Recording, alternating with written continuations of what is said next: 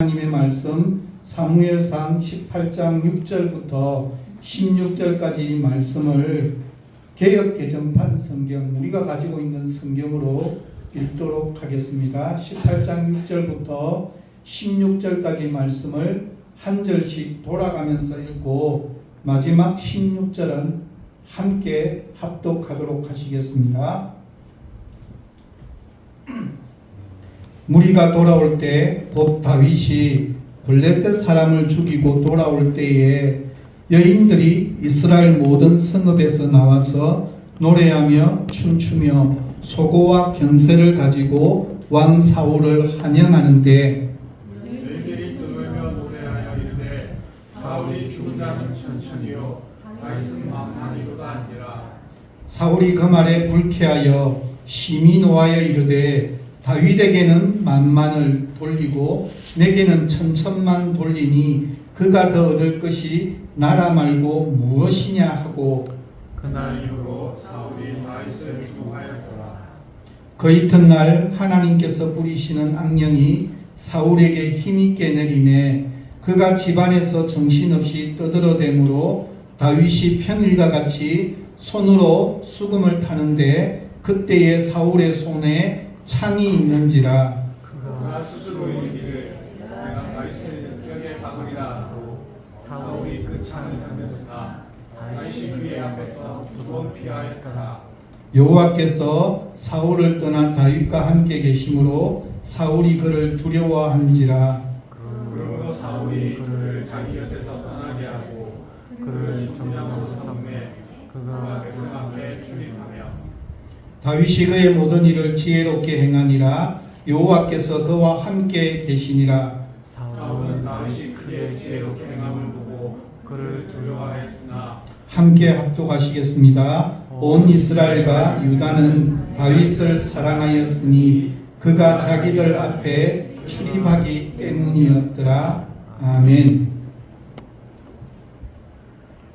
두 경상도 할머니가 구원에 대하여서 대화를 나누면서 한 할머니가 물어보십니다. 보소, 하나님이 이왕 주실라 하면 10원을 다 주시지 왜 구원밖에 안 주시는겨? 이 질문을 받은 할머니가 대답합니다. 아이고, 아직도 모르시는겨? 하나님께서 주시기는 10원을 다 주셨는데 11조로 1원을 도로 받아가셨다 아닌겨?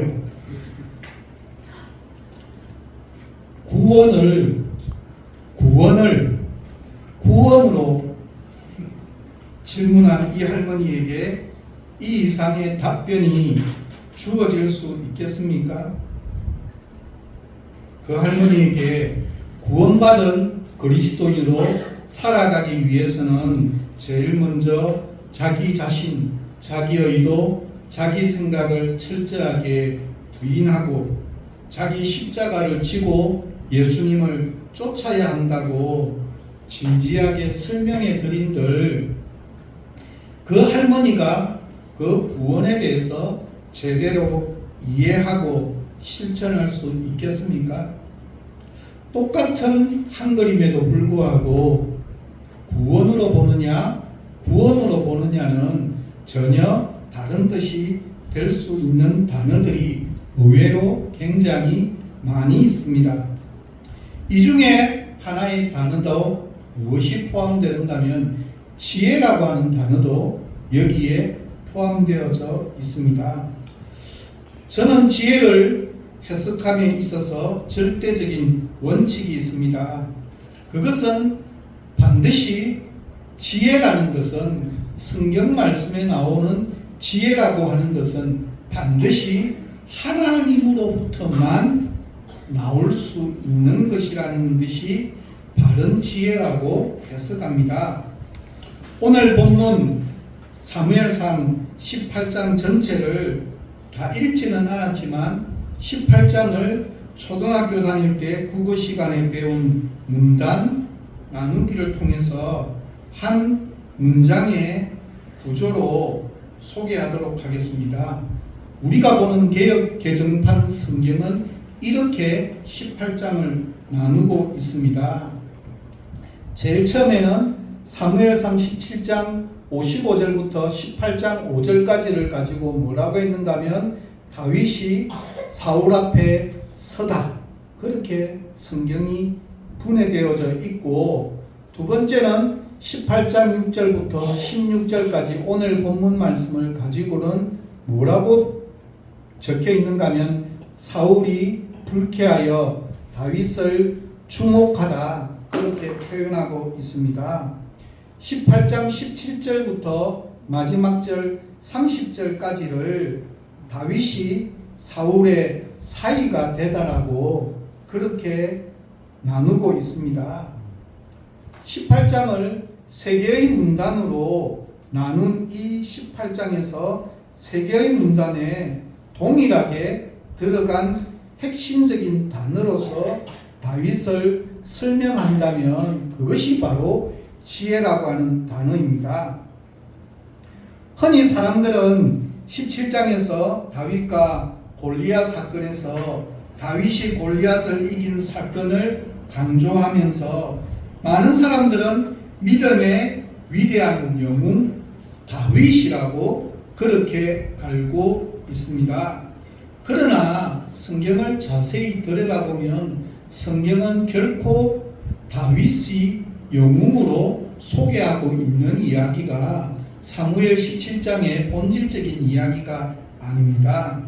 성경은 다윗이 비록 골리앗과 싸워서 이겼지만 다윗이 이긴 것이 아니라 하나님이 이기게 하셨다라고 그렇게 말합니다. 사람들은 자꾸 다윗을 강조하고 싶지만 성경을 살펴보면 살펴볼수록 성경은 하나님을 강조합니다. 사무엘상 18장에 자주 반복되는 단어는 믿음이 아니라 지혜라고 하는 단어입니다. 성경에 다윗이 믿음으로 행하니라고 하는 표현은 등장하지 않습니다. 도리어 다윗의 행동을 성경이 강조하는 것은 지혜입니다. 이 세 개의 문단에 최소한 한 번 이상씩은 다 등장하고 있습니다. 더군다나 오늘 본문으로 읽었던 곳에서는 두 번이나 등장합니다. 1문단에서는 18장 5절입니다. 그곳에서 다윗은 사울이 보내는 곳마다 가서 지혜롭게 행하였다라고 이야기합니다. 이 문단에서는 18장 14절과 15절입니다. 먼저 14절에서는 다윗이 그의 모든 일을 지혜롭게 행하니라. 다음은 15절입니다. 다윗이 크게 지혜롭게 행함을 보고, 마지막 3분단은 30절입니다. 이렇게 이야기합니다. 다윗이 사울의 모든 신하보다 더 지혜롭게 행하매. 다윗의 삶을 표현하는 단어는 지혜입니다. 그런데 여기에서 우리는 지혜를 그냥 영리하고 명철하게 행동하는 정도로 생각한다면, 아니, 그냥 지혜로우면 공부를 잘하는 수 있는 사람이라고 하는 정도로 이해한다면 구원을 10원에서 1원은 11조하고 남은 구원 정도로 해석하는 것과도 똑같습니다. 다윗의 지혜를 보면서 총명하거나 뛰어난 어릴 때부터 영재이거나 IQ가 높다거나 성적표가 훌륭하다거나 보장된 미래가 있다거나 앞으로의 삶이 전도 유망한 등이 연상되면 안 됩니다. 우리 그리스도인은 기준이 달라야만 합니다. 우리 그리스도인에게 있어서 지혜의 기준은 철저하게 내가 어떻게 되는 것이 아니라 하나님이 어떤 분인지가 드러날 수 있어야만 합니다. 성경이 말하는 지혜란 하나님의 속성, 하나님의 성품, 하나님이 가지고 있는 본래의 속성입니다. 그래서 이것은 하나님으로부터 나와야 하기에 하나님의 기준, 하나님의 생각과 일치되는 것을 의미합니다. 하나님의 열심과 하나님의 일하심과 하나가 되는 것이 바로 하나님의 지혜입니다. 모든 개념이 하나님으로부터 나왔기에 하나님을 바르게 알지 못하면, 다시 말해서 하나님의 목적을 바르게 알지 못하면 아무것도 모르는 것과도 똑같습니다. 예를 들어서 왜 다윗이 골리앗을 이겼습니까? 다윗을 이기게 한 하나님의 목적이 무엇입니까? 다윗이 사울을 이어서 이스라엘의 두 번째 왕으로 삼고자 하는 것이 하나님의 본래의 목적이 아닙니다. 다윗을 이스라엘의 위대한 영웅으로 만들고자 하는 것도 하나님의 목적이 결코 아닙니다. 다윗과 골리앗의 전투에서 하나님의 목적은 어디에 있다고 성경은 이야기합니까? 사무엘상 17장 45절 하반절부터 46절 전반절까지를 보면 이렇게 이야기합니다. 온 땅으로 이스라엘에 하나님이 계신 줄 알게 하겠고 또 여호와의 구원하심이 칼과 창에 있지 아니함을 이 무리에게 알게 하리라. 전쟁은 여호와께 속한 것이니. 하나님의 목적을 너무나 분명하게 두 가지로 다윗과 골리앗을 통해서 하나님이 어떤 분인지를 알리고자 하는 목적이 이 속에 담겨져 있음을 성경은 너무나 정확하게 우리에게 묘사하고 있습니다. 다윗과 골리앗의 전투를 통해서 이스라엘뿐만 아니라 모든 사람들이 이스라엘에 하나님이 함께 계신 것을 알게 하고자 하는 것이 다윗과 골리앗의 전투에서 첫 번째 목적이고, 또한 하나님이 어떤 분이신지 이스라엘을 얼마나 사랑하시는지 알게 하시기 위해서 전쟁은 칼과 창이 아닌 하나님께 속한 것임을 알게 하기 위함이라고 성경은 말씀하고 있습니다. 좀 더 쉬운 말로 표현하면 단지 다윗과 골리앗에서 다윗이 이기는 것이 아니라 이스라엘에게 하나님이 어떤 분이신지 뿐만 아니라 블레셋에게도 이스라엘과 함께 하시는 그 하나님이 어떤 분인지를 알려주시기를 원하시는 것입니다. 또한 앞으로도 이스라엘이 수없이 많은 전투를 치르게 될 텐데 그 전투 가운데서도 칼과 창인 군사력의 승부가 달려있는 것이 아니라 하나님을 의지하고 하나님과 하나됨을 이루게 되는 그것을 가르쳐주고 있는 것이 하나님의 목적이라고 하는 사실입니다. 그래서 오늘 본문의 전체적인 주제를 저는 14절로 정했습니다. 표준 세번역과 개역 개정판을 함께 읽도록 하겠습니다. 표준 세번역부터 먼저 함께 읽겠습니다. 주님께서 그와 함께 계셨기 때문에 어디를 가든지 그는 항상 이겼다. 개역 개정판입니다. 다윗이 그의 모든 일을 지혜롭게 행하니라. 여호와께서 그와 함께 계시니라. 여기서 지혜라고 번역되어진 단어의 원어는 마스킬이라고 하는 단어입니다. 기본형은 샤칼인데 지혜롭다라고 하는 뜻 외에도 깨닫다, 형통하다, 신중하다, 승리하다 등의 의미로 다양하게 사용되어지는 단어입니다. 제가 한글로 되어진 다른 모든 성경을 다 살펴보니까 거의 대다수의 성경은 승리하다라고 번역되어져 있는 내용입니다. 문맥적으로 볼 때 다윗이 사울 왕의 명령을 받아 출전할 때마다 하나님의 도우심으로 승리를 함으로 말미암아 좋은 성과를 거두고 메사가 출전하는 곳마다 대승을 거두어성을 뜻하고 있는 단어입니다.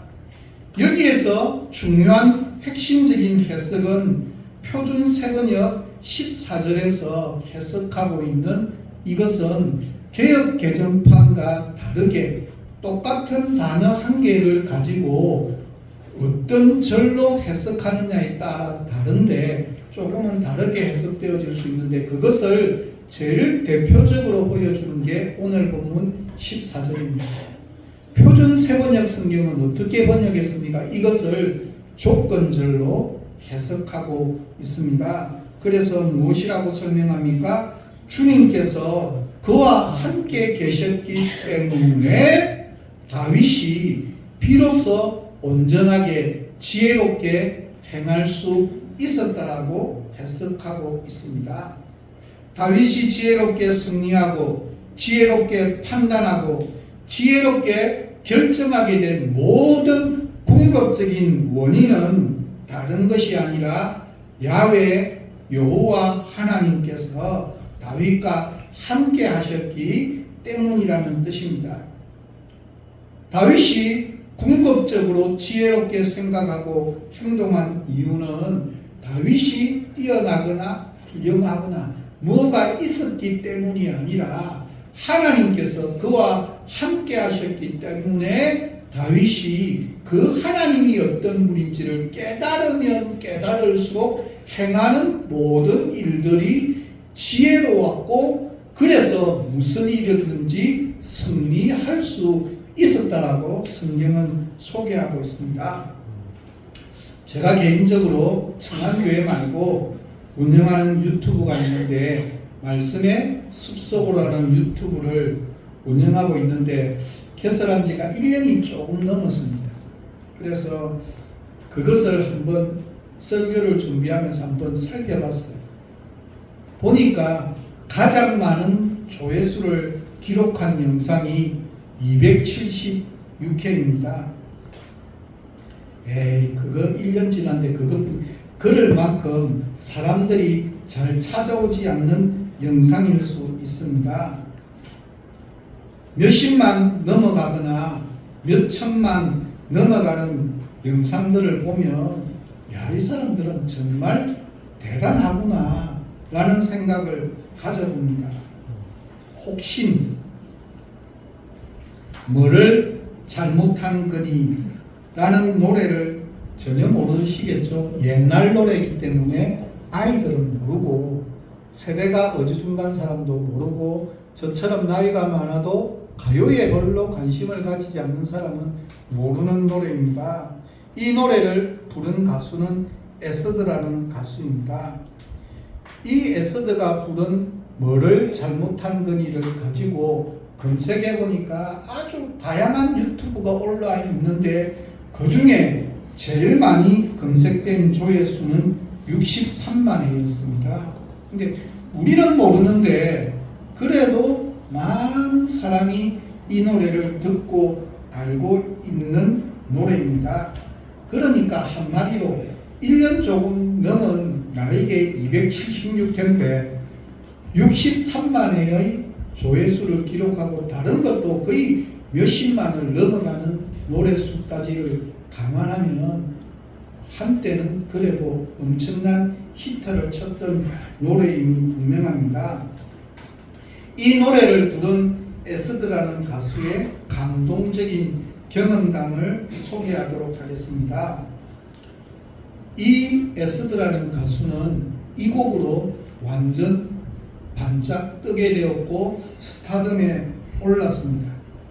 그러나 이 노래 이후에 모든 계획들이 빗나가면서 오랜 좌절과 시련의 터널을 지나야만 했습니다.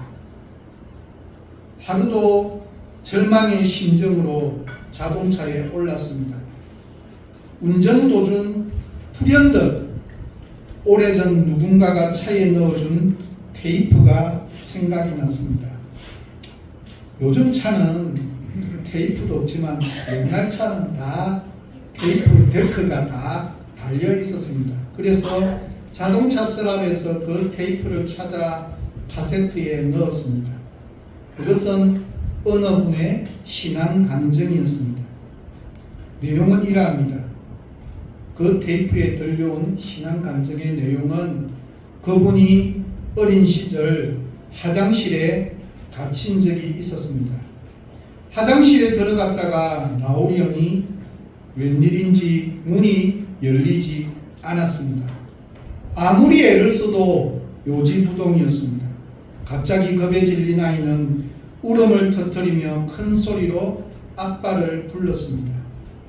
아빠의 외침에 황급히 뛰어왔지만 밖에서 화장실 문이 열리지 않았습니다. 그래서 결국 이 아빠도 화장실 벽 위쪽에 나 있는 작은 한기용 창문을 통해서 간신히 안으로 들어가서 아이를 가슴에 꼭 품어주며 말했습니다. 얘야, 아빠가 왔으니 걱정하지 마라. 이제 염려하지 마라. 그 아이가 장성하여 혹독한 인생의 시련기를 맞았습니다. 사면초가인 자신의 처지가 마치 어릴 적 화장실에 갇혔던 상황과 흡사했습니다. 그는 주님을 향해 꽉 막힌 인생의 문을 열어달라고 눈물로 간청했습니다. 얼마를 기도드렸을까? 환상 중에 주님이 그를 찾아오셨습니다. 그리고 옛날 자신을 구해준 아빠처럼 그를 꼭 안아주며 말씀하셨습니다. 얘야, 나다. 내가 있으니 이제 걱정하지 마라. 그는 주님을 향해 소리쳤습니다. 아니, 그런 것 말고요. 저 꽉 닫힌 문 좀 열어주세요. 주님께서 다시 말씀하셨습니다. 내가 너와 함께 있단다. 그러나 그는 외칩니다. 아니, 그게 아니고요. 닫힌 문을 좀 열어달라며 계속 울부짖었고 주님께서는 계속해서 동일한 대답만 반복하셨습니다. 이 간증 테이프를 듣는 순간 에서드는 정신이 번쩍 들었습니다. 자신도 주님을 믿는다면서도 주님을 망각한 채 잊어버린 채 자신의 욕망의 문에만 매달려 있는 미련함과 더불어서 자신과 함께 계시는 주님을 의식하며 주님과 동행하는 것보다 더 귀한 삶이 없음을 비로소 깨닫는 시간을 가지게 되었습니다. 우리도 똑같지 않습니까?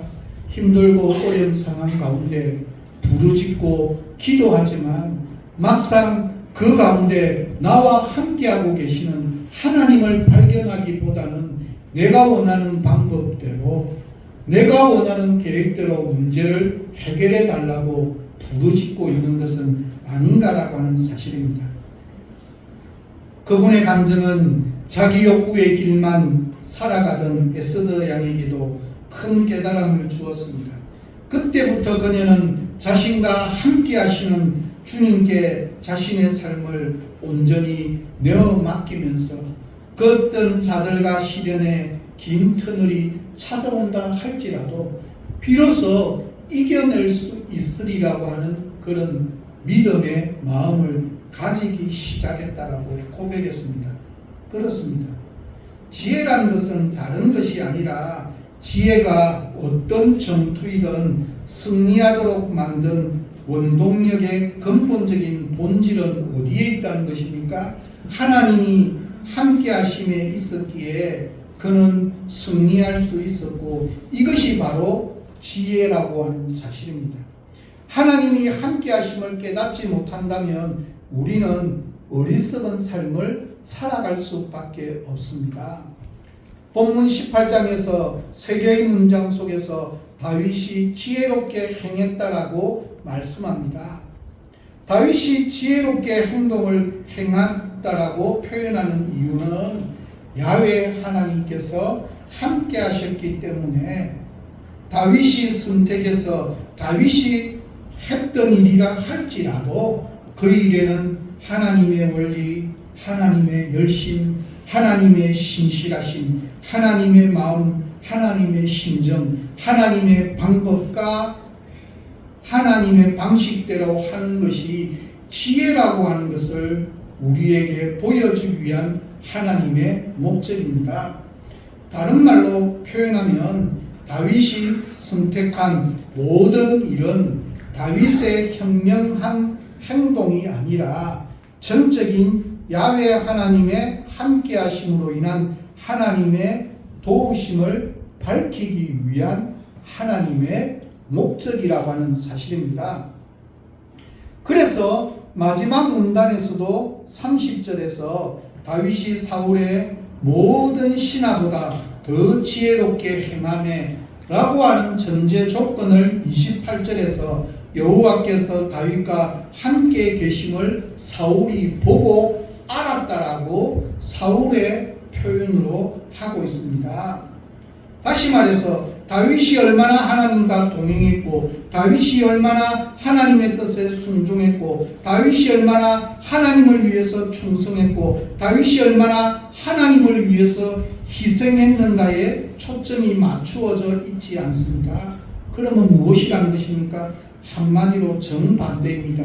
야훼 하나님께서 다윗과 동행하시고, 야훼 하나님께서 다윗과 함께하시고, 야훼 하나님께서 다윗을 도우셨다라고 야훼 하나님의 함께하신 역사하신 하나님의 열심을 우리에게 강조하고 있습니다. 아니 왜 도대체 무엇 때문에 하나님의 함께하심을 이렇게 강조합니까? 그 이유가 무엇일까요? 굉장히 심오한 표현입니다. 어떤 종교든 자신이 택한 종교에 열심인 사람을 가리켜서 일반적으로 저분은 종교심이 깊다, 신실함이 있다라고 그렇게 표현합니다. 그리고 이 표현을 그리스도인에게 적용하기도 해서 그리스도인의 믿음을 종교심과 동일하게 표현하기도 합니다. 그러나 성경이 가르치는 믿음과 종교심은 원칙적으로 다른 의미입니다. 세상 사람들이 알고 있는 지혜와 성경이 말하는 지혜가 다르듯이 믿음과 종교심도 전혀 다릅니다. 성경이 말하는 믿음과 종교심은 아예 출발점부터가 다릅니다. 우리말 사전은 종교심을 이렇게 표현합니다. 신 또는 초월자에 대한 귀에서 우러나오는 경건한 마음의 상태라고 풀이하고 있습니다. 신에 대한 인간의 귀, 즉 인간이 먼저 신을 찾는 것으로부터 종교심이 시작되었다라고 하는 뜻입니다.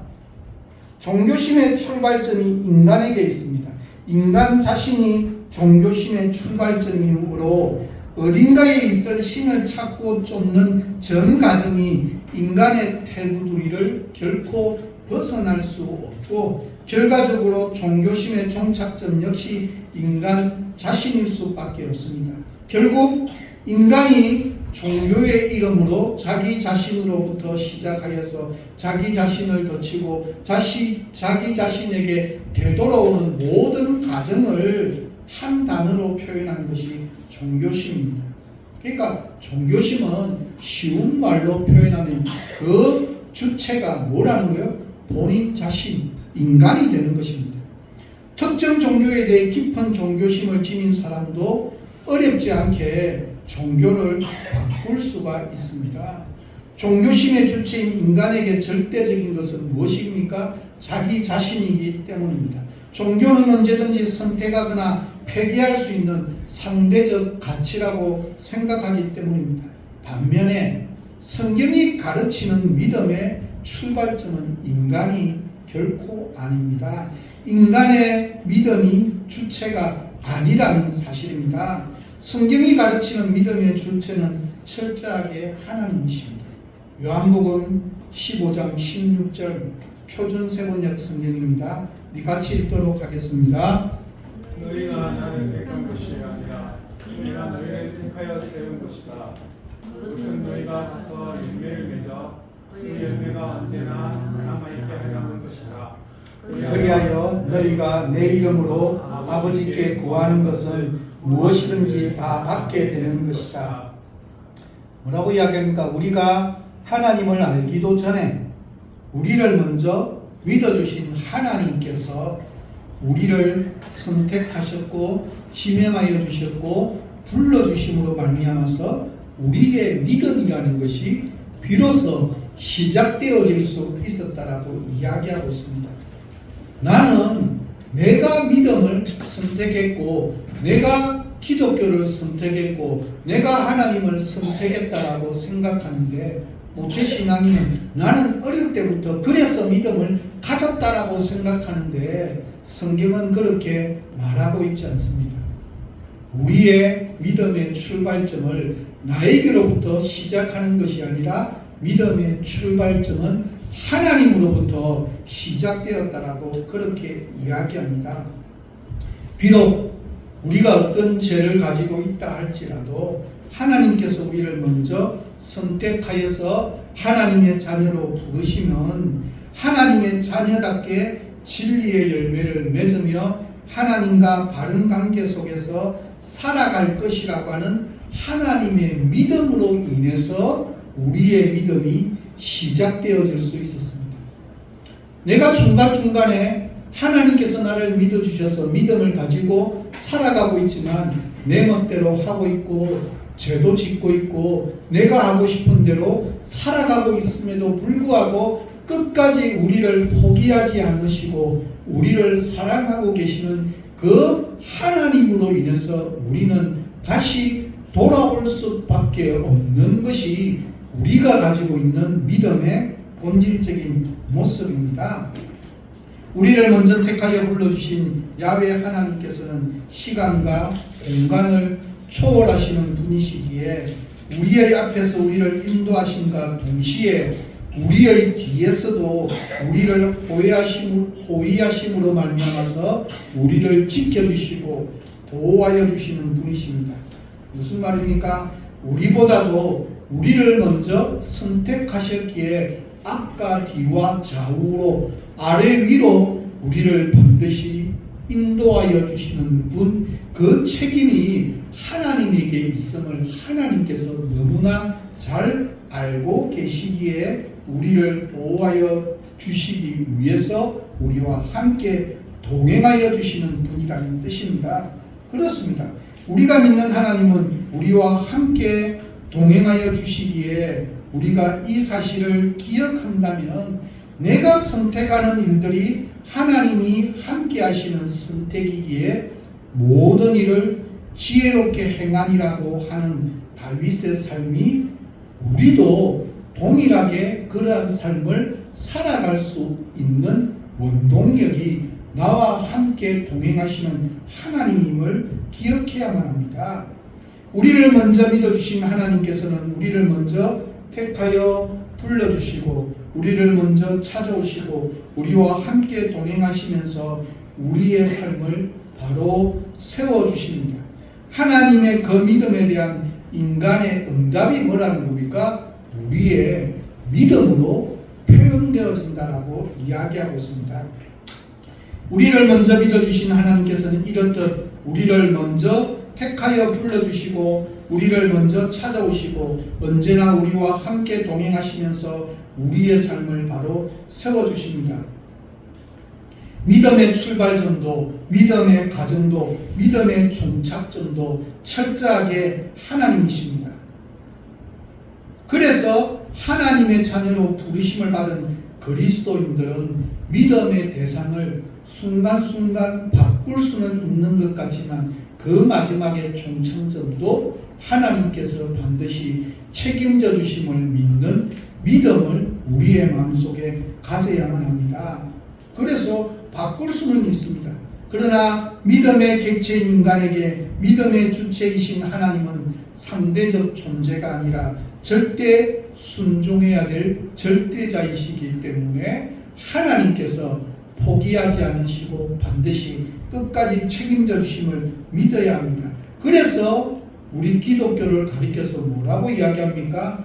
은혜라고, 은혜의 종교라고 그렇게 표현하는 것입니다.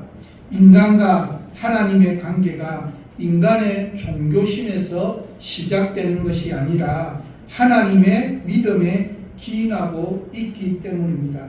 따라서 그리스도인이 바른 믿음의 삶을 살아가기 위해서는 반드시 믿음의 출발점이 나로부터 비롯되어지는 것이 아니라 나를 책임져 주실 하나님으로부터 시작되어졌고 그 하나님이 결코 나를 포기하지 않으심을 믿을 때 그때부터 우리의 믿음은 지혜롭게 바르게 선택할 수 있는 자리에 설 수 있다라고 그렇게 말씀하고 있습니다.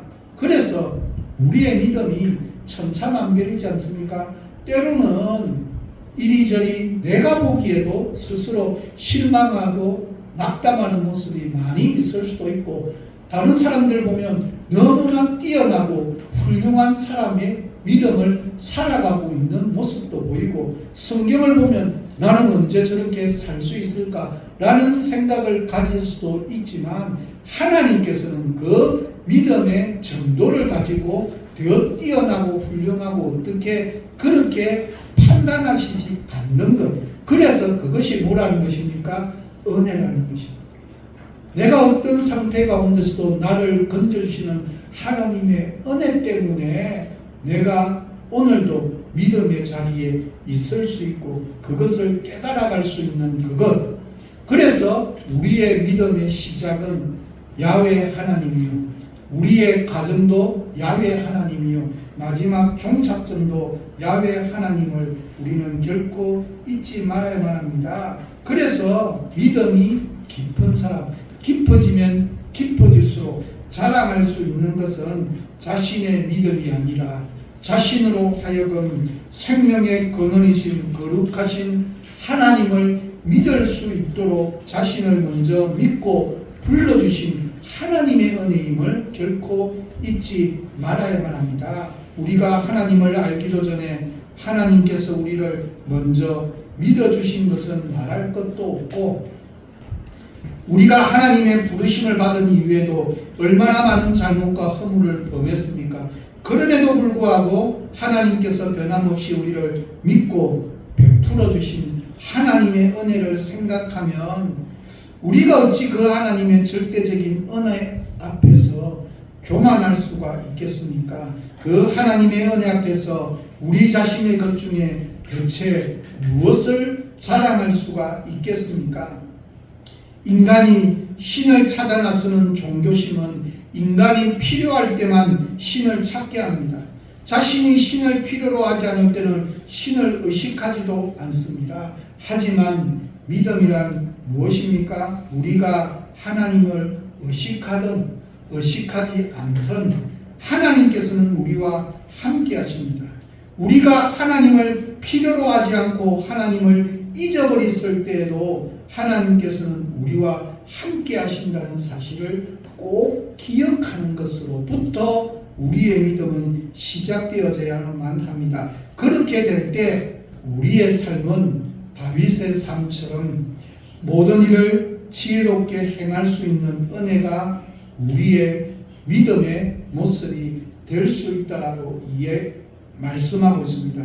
그래서 내가 내 인생을 내가 운전하고 내가 주인이 되는 것이 아니라 하나님께서 친히 운행하실 수 있도록 내어 맡기는 것.